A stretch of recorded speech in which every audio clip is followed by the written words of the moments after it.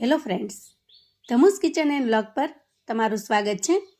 મિત્રો, વેકેશન પડે એટલે મમ્મીઓના ટેન્શન વધી જાય કે રોજ રોજ બાળકોને ચટપટું અવનવું શું બનાવી આપવું, કેમ કે બાળકોને રોજ રોજ એકનો એક નાસ્તો પણ ભાવતો નથી. તો આજે આપણે ઇન્સ્ટન્ટ બની જાય અને બાળકો તો શું ઘરમાં બધાયને મજા પડી જાય એવી વાનગી બનાવીશું. ખૂબ જ મજેદાર બને છે. તો ચાલો ઝડપથી રીત જોઈ લઈએ. એના માટે ઘરમાં તમારી પાસે જે કોઈ વેજીટેબલ્સ અવેલેબલ હોય એ લઈ લેવાના છે.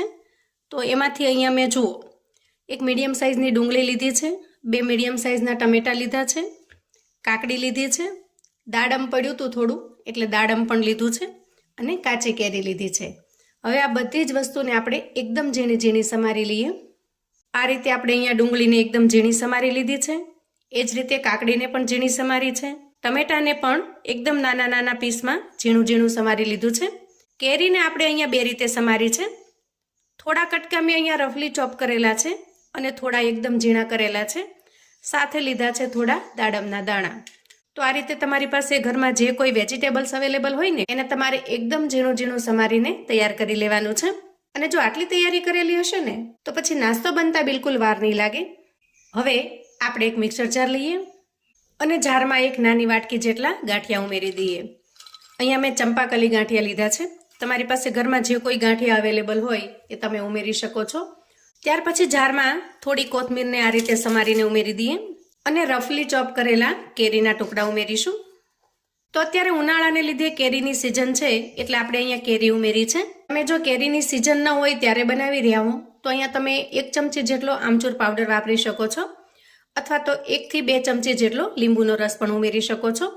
ખટાશ માટે આ 3માંથી કોઈ એક વસ્તુ તમારે લેવાની છે. ત્યાર પછી 4 થી 5 જેટલા ફુદીનાના પાન ઉમેરી દઈએ. ફુદીનાના પાનથી ટેસ્ટ ખૂબ જ મસ્ત બને છે, જેથી તમારી પાસે જો અવેલેબલ હોય તો ચોક્કસથી ઉમેરવા. અહીંયા તમે ફુદીનાનો પાવડર હોય તો 1/2 ચમચી જેટલો પાવડર પણ ઉમેરી શકો છો.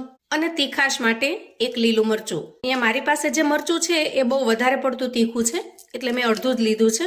તમે મોળા મરચાંનો ઉપયોગ કરતા હો તો તમારે આખું લેવાનું. ત્યાર પછી મસાલામાં 1/2 ચમચી જેટલો શેકેલા જીરાનો પાવડર ઉમેરીશું.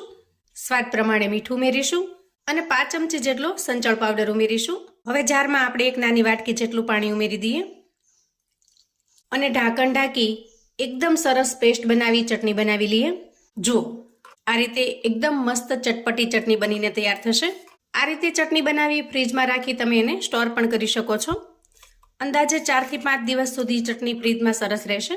વળી ચટણી એટલી સરસ ચટપટી ને ટેસ્ટી છે કે કોઈ પણ નાસ્તા સાથે તમે એને એન્જોય કરી શકશો. જો અગાઉથી બનાવીને રાખી હશે તો ફટાફટથી કાઢી તમે એન્જોય કરી શકશો. હવે તૈયાર કરેલી ચટણીને આપણે એક બાઉલમાં કાઢી લઈએ. તમે એક વસ્તુ નોટિસ કરી હશે મિત્રો કે આ ચટણી બનાવતી વખતે આપણે ખટાશ તો ઉમેરી છે પણ આમાં બિલકુલ ગળપણનો ઉપયોગ કર્યો નથી. તો આ ચટણીની ખાસ વાત એ જ છે કે ફુદીનાના પાન અને કેરીનો જે ટેસ્ટ છે એમાં તમારે બિલકુલ ગળપણની જરૂર પણ નહીં પડે અને સ્વાદમાં બિલકુલ ખાટી પણ નહીં લાગે. તો હવે તૈયાર થયેલી ચટણીને આપણે સાઈડ પર મૂકીશું. હવે આપણે જરૂરિયાત મુજબ મમરા લઈશું. અહીંયા મેં અંદાજે 3 મોટી કટોરી જેટલા મમરા લીધા છે. હવે જુઓ, મમરાનું પેકેટ તોડ્યા પછી મમરા જો થોડો સમય પડ્યા રહે તો એના અંદર થોડો ભેદ લાગી જાય છે. આ રીતે થોડા સોગી થઈ જાય છે, જેથી એને એકદમ સરસ ક્રિસ્પી અને થોડા ટેસ્ટી બનાવવા માટે ગેસ ઓન કરી ગેસ ઉપર એક કડાઈ મૂકીશું અને એમાં અંદાજે 2 ચમચી જેટલું તેલ લઈશું. હવે તેલ થોડું ગરમ થાય એટલે એના અંદર મમરાના માપ પ્રમાણેનું મીઠું ઉમેરી દઈએ અને થોડી 2 ચપટી જેટલી હળદર ઉમેરી દઈએ અને પછી બંને વસ્તુને તેલની અંદર સરસ રીતે મિક્સ કરી લઈએ. અને બંને વસ્તુ સરસ રીતે મિક્સ થઈ જાય એટલે આપણે એમાં મમરા ટ્રાન્સફર કરીશું. ગેસની ફ્લેમને આપણે અત્યારે એકદમ સ્લો પર રાખવાની છે અને મમરાને સરસ રીતે શેકી લઈશું. તો મોટા ભાગે જ્યારે આપણે સેવ મમરા બનાવીએ ત્યારે આ રીતે મમરાને શેકી લેતા હોઈએ. તો તમારી પાસે અગાઉથી જો સેવ મમરા પડ્યા હોય અથવા તો આ રીતે શેકેલા મમરા પડ્યા હોય તો અલગથી મમરા શેકવાની જરૂર નહીં પડે. તમે સીધું એમાંથી જરૂરિયાત મુજબના મમરા અથવા તો સેવ મમરા લઈ શકો છો. મમરાને 1 મિનિટ સુધી સરસ રીતે શેકી લેવાના, જેથી એના અંદર જે કાંઈ ભેજનું પ્રમાણ હોય, મોઇસ્ચર હોય એ ઉડી જશે અને એકદમ સરસ ક્રિસ્પી થઈ જશે. તો 1 મિનિટમાં જ મમરા સરસ રીતે ક્રિસ્પી થઈ ગયા છે. ગેસની ફ્લેમને બંધ કરીશું અને મમરાને થોડા ઠંડા થવા દઈશું. ત્યાર પછી આપણે કોઈ મોટું વાસણ લઈશું જેના અંદર આપણે બધી જ વસ્તુને સરસ રીતે મિક્સ કરી શકીએ. હવે એમાં સૌથી પહેલા આપણે ઝીણી સમારેલી ડુંગળી ઉમેરી દઈએ. ત્યાર પછી ઝીણી સમારેલી કાકડી ઉમેરીશું અને ઝીણા સમારેલા ટમેટાં ઉમેરીશું. થોડી કેરીને મેં આ રીતે એકદમ ઝીણી ઝીણી સમારી લીધી છે, એને પણ ઉમેરી દઈએ. હવે આપણે એમાં 1 ચમચા જેટલું કાચું તેલ ઉમેરીશું. અહીંયા તેલનું પ્રમાણ તમારે વધારે કે ઓછું રાખવું હોય તો તમે રાખી શકો છો. ત્યાર પછી ઉમેરીશું સ્વાદ પ્રમાણે મીઠું, થોડો શેકેલા જીરાનો પાવડર અને 1 ચમચી જેટલો લાલ મરચું પાવડર. અહીંયા લાલ મરચું પાવડર તમારે જેટલું સ્પાઇસી બનાવવું હોય એ પ્રમાણમાં ઉમેરવાનો. હું અત્યારે થોડું ચટપટું અને સ્પાઇસી બનાવી રહી છું, જેથી મેં 1 આખી ચમચી ભરી અને મરચું ઉમેરેલું છે. તમે જો બાળકો માટે બનાવતા હો તો અહીંયા તમારે 5 ચમચી અથવા તો અડધી ચમચી જેટલું જ મરચું લેવાનું. અને ત્યાર પછી ઉમેરીશું થોડી ઝીણી સમારેલી કોથમીર. હવે કાચા તેલની અંદર આ બધી જ વસ્તુને સૌથી પહેલાં તો સરસ રીતે મિક્સ કરી લઈએ, જેથી બધા જ મસાલા સરસ રીતે મિક્સ થઈ જશે. ત્યાં સુધીમાં મમરા પણ સરસ રીતે ઠંડા થઈ ગયા છે. તો વેજીટેબલ્સના પ્રમાણમાં આપણે એના અંદર મમરા ઉમેરી દઈએ. અહીંયા મમરા જો તમે અગાઉથી શેકેલા હશે અને થોડા વેજીટેબલ્સ કટ કરીને તૈયારી કરેલી હશે તો માત્ર 5 જ મિનિટમાં આ નાસ્તો બનીને તૈયાર થશે. કેમ કે મમરા સિવાય તો તમારે અહીંયા ગેસ ચાલુ કરવાની પણ જરૂર નહીં પડે.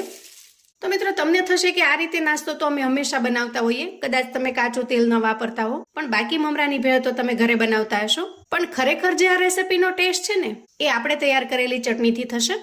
જુઓ, અહીંયા આપણે 4 ચમચી જેટલી આ ચટણી ઉમેરી દેવાની છે.